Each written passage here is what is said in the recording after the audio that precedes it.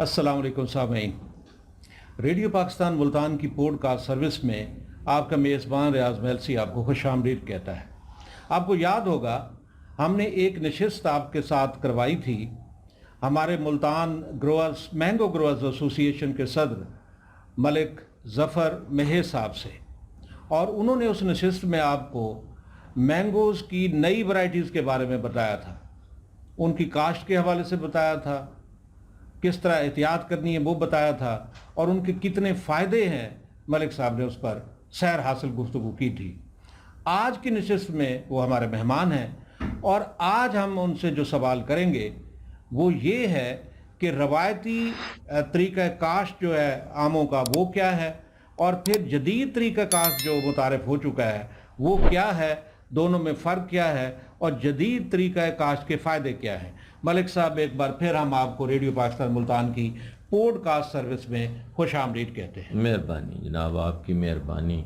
मलिक साहब, हमारे सुनने देखने वालों को ये बताइएगा कि आमों की जो रवायती एक काश्त का तरीका है उसके मुतबादल के तौर पे जो जदीद तरीका काश्त आया है वो क्या है, और दोनों में फ़र्क क्या है, और जदीद तरीका काश्त के फ़ायदे क्या है।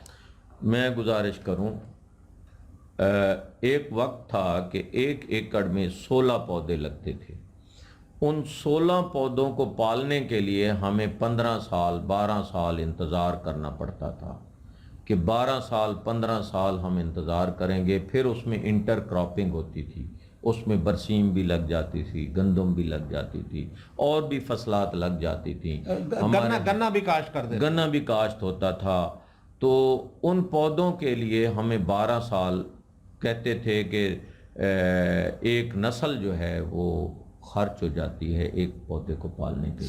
सही। फिर थोड़ा सा वक्त बदला तो 25 पौधे आ गए, 1 एकड़ में लगना शुरू हो गए। फिर वक्त बदला तो 30 पौधे आ गए 1 एकड़ में लगने के लिए। मगर मैं गुजारिश करूं कि इसका नेमुल बदल जो है, इसका हल जो है, अब हमारे पास वक्त नहीं है। हम चाहते हैं, हमारी उम्रें कम हो गई हैं, हमारे अखराजात ज़्यादा हो गए हैं, तो उनको मीट आउट करने के लिए हमारे ज़िम्मेदारे छोटे हो गए हैं। तो उन छोटे ज़िम्मेदारों में, छोटी ज़िम्मेदारी में हमें ज़्यादा फ़ायदा हासिल करने के लिए ज़रूरी है कि हम कम वक्त में फ़सल ले लें। कम वक्त में फ़सल लेने का मतलब ये है कि हम वो क्यों ना तरीका अख्तियार करें जो तीसरे साल हमें फल दे। अब हाई डेंसिटी में गया था अपने किसान भाइयों के साथ, हम कोई 58 लोग मिस्र गए थे। ये जो अल्ट्रा हाई डेंसिटी है ये सिस्टम इसराइल से चला है 1990 से। इजिप्ट ने अख्तियार किया है। हम इजिप्ट गए थे, जाके हमने वहाँ हाई डेंसिटी को देखा। वो 2002 से इस तरीके को अख्तियार किए हुए हैं और अच्छी खासी फसल ले रहे हैं। अब मैं आपको अर्ज़ करूं कि जो पुराना तरीका है उसमें पौधा एक जंगल की शक्ल अख्तियार कर लेता है, बहुत बड़ा हो जाता है। उसकी काट छांट या प्रूनिंग और ट्रेनिंग जो है वो बड़ी मुश्किल है। फिर बड़े पौधे का स्प्रे मुश्किल है। फिर बड़े पौधे का ये है कि अगर सडन डेथ का अटैक हो जाता है तो एक पौधा मरने से हमें एकड़ जो है वो तकरीबन खाली खाली नज़र आता है। तीसरी बात यह है कि फिर जब तुड़ाई करनी होती है तो हम उस पौधे से इंटरनेशनल स्टैंडर्ड के मुताबिक हम आम की पिकिंग जो है वो नहीं कर सकते, चूँकि वो बहुत ऊंचा होता है और बड़ा पौधा होता है। हाँ, बड़ा पौधा होता है। उस पर जो पिकिंग होती है आम जो है वो ज़ाये हो जाता है, नीचे गिरता है, उसको चोट लग जाती है, ज़ख्मी हो जाता है, ज़ख्मी हो के डिस्कार्ड हो जाता है, हमारे किसी काम का नहीं रहता। तो ये बड़ा ज़रूरी है कि हम आम के कद को छोटा करें। अच्छा, खाद देनी है, ये चीज़ें, ये सारे उसकी तैयारी जो है उसके लिए ज़रूरी है कि हम आम के कद को छोटा रखें اور اس کو کنٹرول کریں، انٹرنیشنل سٹینڈرڈ کے مطابق ہم اس کو پکنگ بھی کر سکیں، اس کی تیاری بھی کر سکیں، ایک بات۔ دوسری بات یہ ہے کہ انٹر کراپنگ جو ہے that is crime in mango.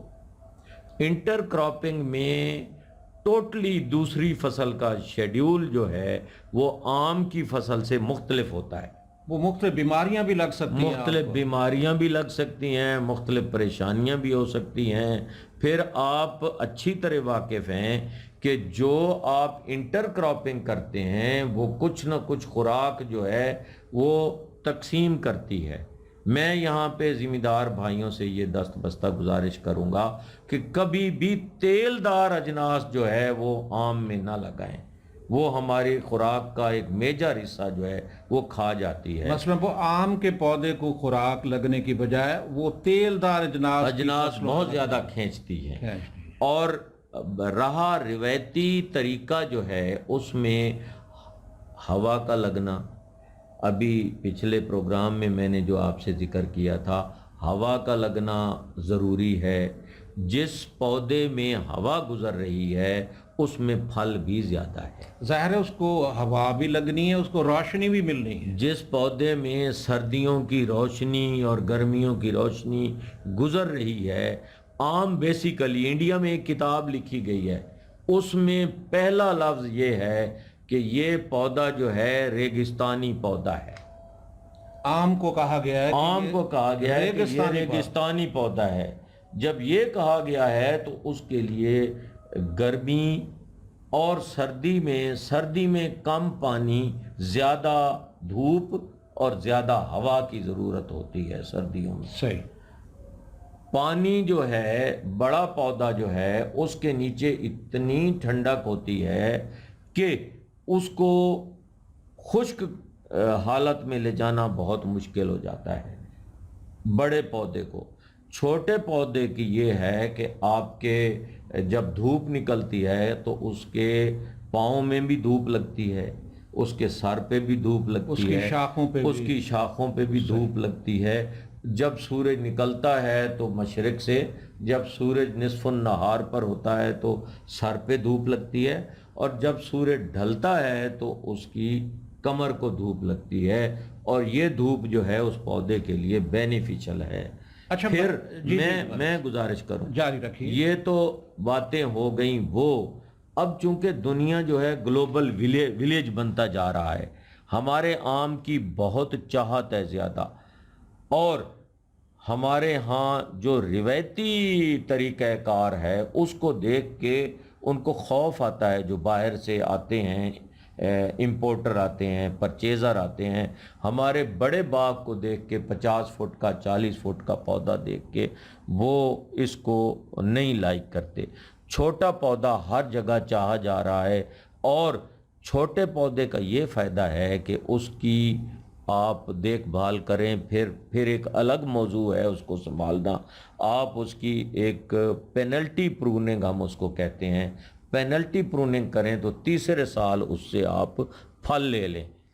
پھر آپ جب 1200، 1000، 800، 600 پودا ایک ایکڑ میں لگائیں گے تو دوسری فصل ممکن نہیں ہے، ایک بات۔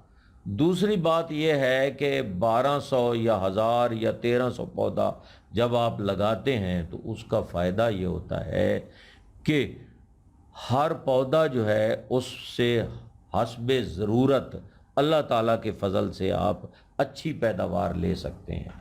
جتنے پودے زیادہ ہوں گے، جتنے زیادہ پودے ہوں گے، اتنی زیادہ پیداوار اتنی زیادہ میسر آئے گی۔ پھر رہا ویرائٹی کا مسئلہ، سندھڑی ایک ایسی قسم ہے جس پہ بٹور بہت زیادہ آتا ہے۔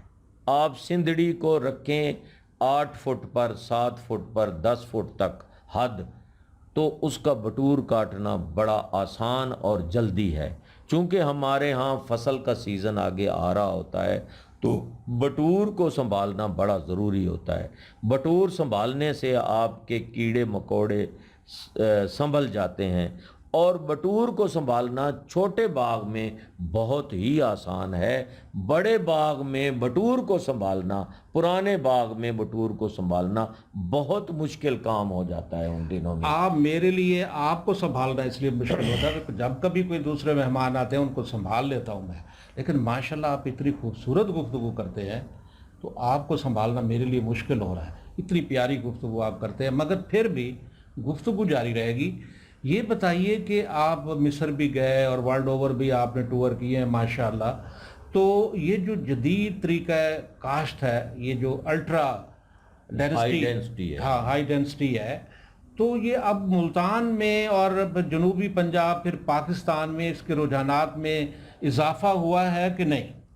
جی میں گزارش کروں، ہم سندھ سے کوئی 30 ذمہ دار تھے، باقی ہم پنجاب سے تھے، جتنے لوگوں نے وزٹ کیا ان سب لوگوں نے الٹرا ہائی ڈینسٹی پہ زور دیا ہے اور لگا رہے ہیں، لگایا ہوا ہے، کچھ لوگوں کے پھل بھی تیار ہیں۔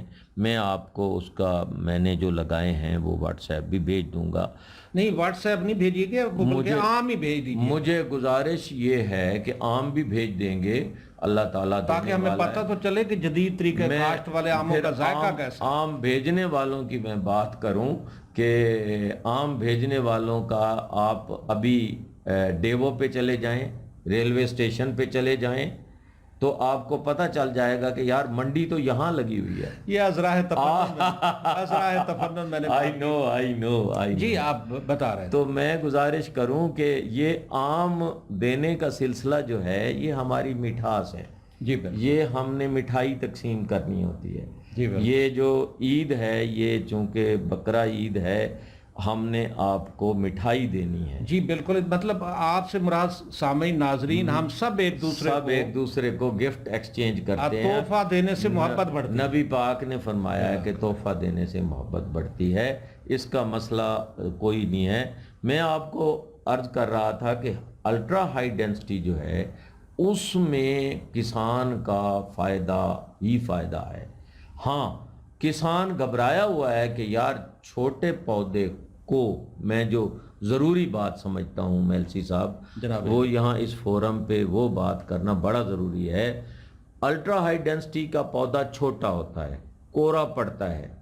میرے بہت سے دوست جو ہے وہ اس چیز پہ کریٹک ہیں، تنقید کرتے ہیں کہ چھوٹا پودا جو ہے کورے سے جل جائے گا۔ میں عرض کروں چھوٹی سی بات کہ جب ہم سبزیوں کو کور کر لیتے ہیں، ہم بے موسمی سبزی پیدا کر لیتے ہیں، تو ہمیں یہ چاہیے کہ ہم اس پودے کو بھی کور کر کے کورے سے بچا سکتے ہیں۔ میں نے ایجپٹ میں دیکھا ہے کہ وہ اس کی ہائی رائز ٹنل بنا رہے تھے، اور میں نے ان سے پوچھا، میں نے کہا یہ کیا کر رہے ہیں؟ تو انہوں نے کہا کہ ہم سردیوں میں وہاں کی زمین جہاں وہ عام ہم نے مشاہدہ کیا، وہ زمین ہماری تھل کی یا ہمارے چولستان کی زمین سے بہتر نہیں تھی، لیکن انہوں نے بڑا اچھا مینٹین کیا ہوا تھا، پانی کو بھی کنٹرول کیا ہوا تھا اس کے ڈرپ اریگیشن کے ذریعے، اور اوپر انہوں نے بالے لگائے ہوئے تھے یا وہ لگا رہے تھے کہ ہم اس کو سردی میں کنٹرول کریں گے سردی سے، اور گرمی میں کنٹرول کریں گے گرمی سے، اس کے اوپر کنوپی بنا کے۔ بہت شکریہ ملک ظفر عباس مہیز صاحب کی آپ معلوماتی گفتگو سن رہے تھے کہ دنیا بھر میں آموں کی کاشت جو ہے وہ جدید طریقے سے ہو رہی ہے، سائنسی بنیادوں پہ ہو رہی ہے۔ اگر ہم بھی، اگر ملتان کے دوست اور ساؤتھ پنجاب کے دوست زیادہ پیداوار بھی چاہتے ہیں اور اپنی فصل کو، آموں کی فصل کو محفوظ بھی رکھنا چاہتے ہیں، تو کن کن چیزوں کا خیال رکھنا ہے وہ ملک ظفر عباس مہیز صاحب نے آپ کو بتایا کہ نئی اقسام بھی ہم نے لگانی ہیں اور ان کے لیے کیا کیا احتیاط ہونی چاہیے وہ بھی انہوں نے بتایا۔ ایک چیز میں ایڈ کرتا چلوں کہ ہمارے ہاں جتنی بھی کمرشل ویرائٹیز ہیں समर बेस्ट चौसा को छोड़ के जितनी भी कमर्शियल वेराइटीज़ हैं तमाम की तमाम हम हाई डेंसिटी में ले जा सकते हैं। समर बेस्ट चौसे का एक प्रॉब्लम है, वर्ल्डली पूरी दुनिया में ये माना गया है, पूरी दुनिया इस बात पे एग्री है कि समर बेस्ट चौसा जो है सबसे ज़्यादा बढ़ोतरी वाला दरख्त है। इस पे एक साल फल लगता है, एक साल फल नहीं लगता। जिस साल फल नहीं लगता उस साल ये बढ़ता चला जाता है। तो उसके बड़ा होने, उसको कंट्रोल करने में मुश्किल है ज़मींदार को। आप मैं या आप हम अजीम चौसा लगाएं, उसकी पैदावार भी ज़्यादा है, उसको हम हाई डेंसिटी पे बहुत कंट्रोल कर सकते हैं।